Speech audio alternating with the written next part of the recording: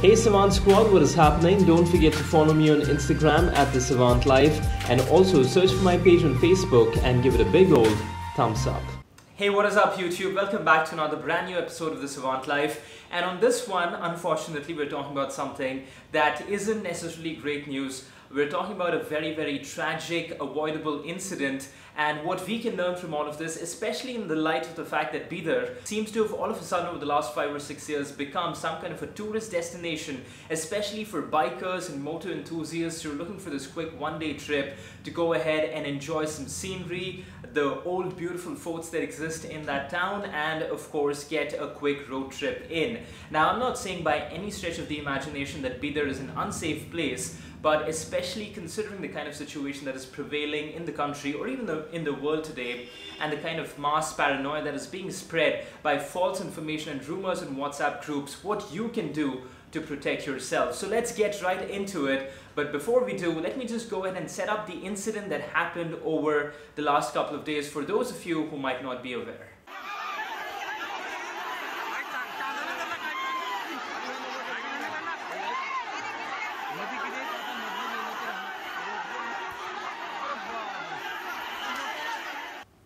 Okay, so first let's talk about the incident. For those of you who might not know, for those of you who are not clued in on the local news, on Friday the 13th, yes, I guess Friday the 13th is really an inauspicious date for some people after all, superstitions aside.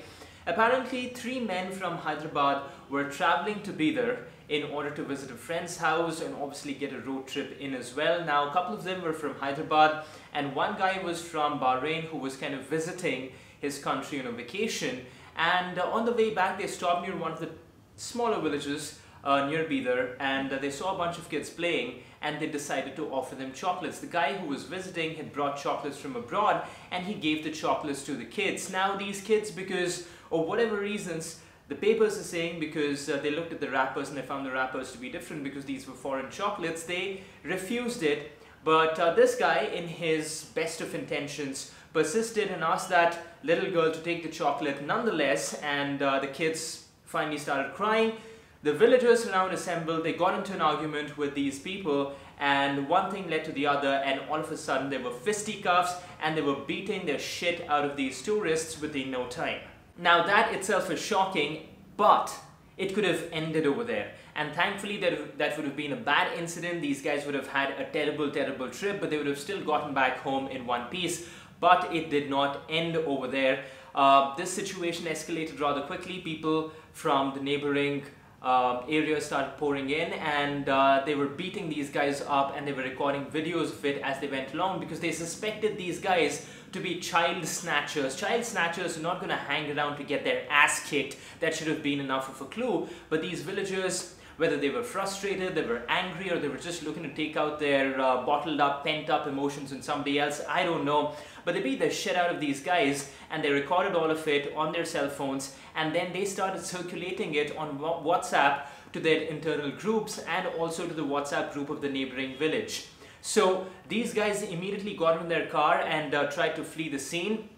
But that was not the end of it, because these people had already circulated the videos on WhatsApp to the neighboring villages and told them that these guys are on the way, so make sure that you block them in one way or the other and we will take care of them. So the neighboring village guys got the WhatsApp messages, and they kind of thought that these guys are truly child kidnappers or what have you. So they put up all of these barricades on the highway to stop these guys from getting away. And when they finally reached the spot, they realized that there were all of these wooden logs kept over there so that they couldn't get away. They panicked, they realized that this could be a life and death situation, and they tried to kind of ram their car through the wooden logs and get away. And while doing that, the car completely flipped over, turtled, and these people had to eventually get out of the car. And now not only were there villagers from this new village, but also the previous guys had caught up with them, and all of them got together and started beating them black and blue with sticks and stones.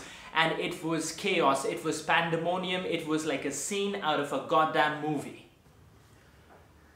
And the bizarre, crazy thing about this is that this could have happened to any of us. We could have been the victims of just being in the wrong place at the wrong time and maybe doing something that isn't even wrong but could have been avoidable. The reason why this gets to me is because I know this place. I know Bidar quite well because my uncle used to be a lecturer over there many years ago when I was a child in the 90s. And I used to visit Bidar quite often for summer vacations, and we used to spend a lot of time over there. In fact, the place where we stayed, it was on this main road, and if you just walked across the road for about 5 minutes, you would get right into the fort.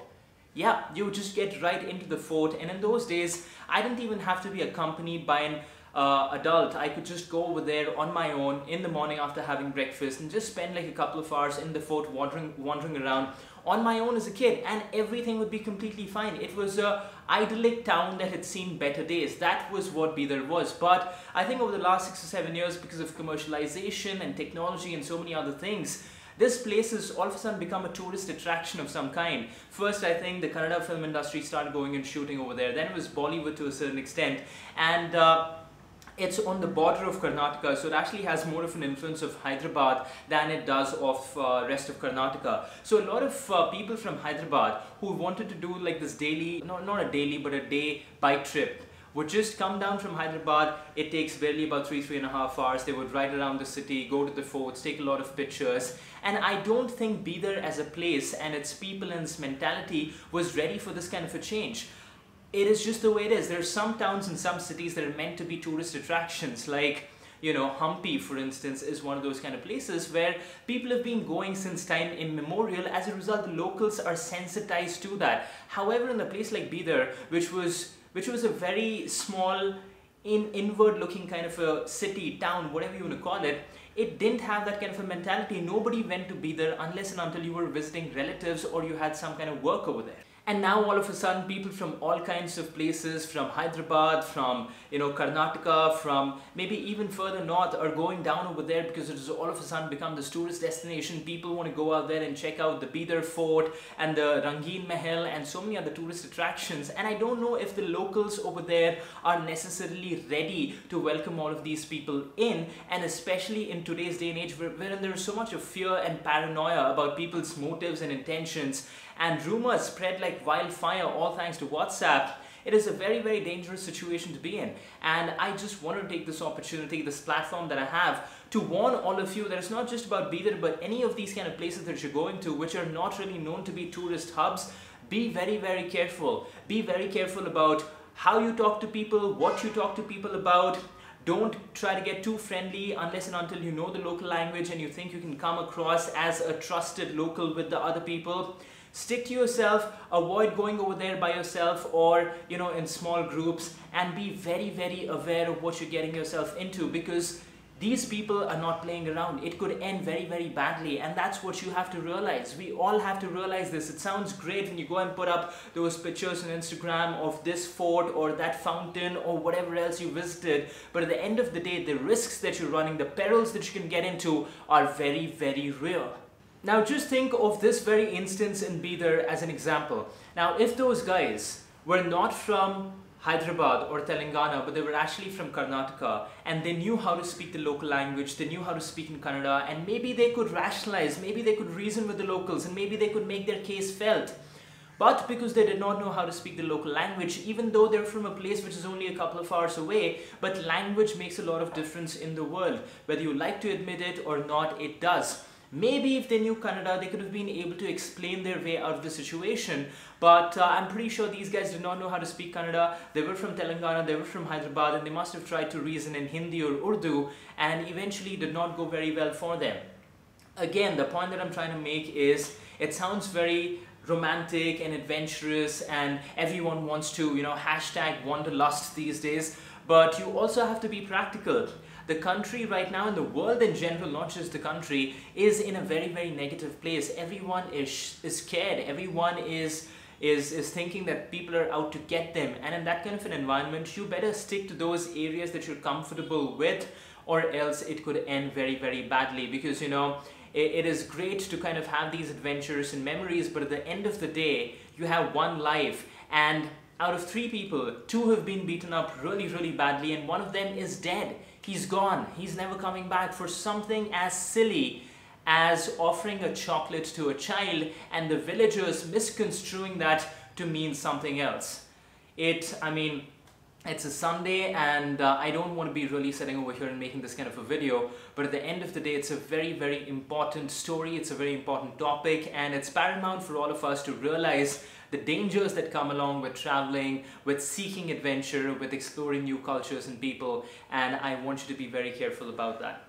Alright guys, so that is it for this video, and I really wanted to make it and put it up there as quickly as possible so that all of you can be aware of something like this, because ultimately it is a very important, sensitive and dangerous issue that all of us need to be aware of. If you agreed with what I was saying, if you thought it made sense, then go ahead and share this video with your friends and family so that they can benefit from this as well. And if you have any kind of suggestions, thoughts or ideas about how to avoid incidents like these, then go ahead and drop them in the comment section below, and maybe all of us can really benefit from it. But in the meantime, thank you so much for watching. Take care of yourself, be safe out there, and I will see you in the next one.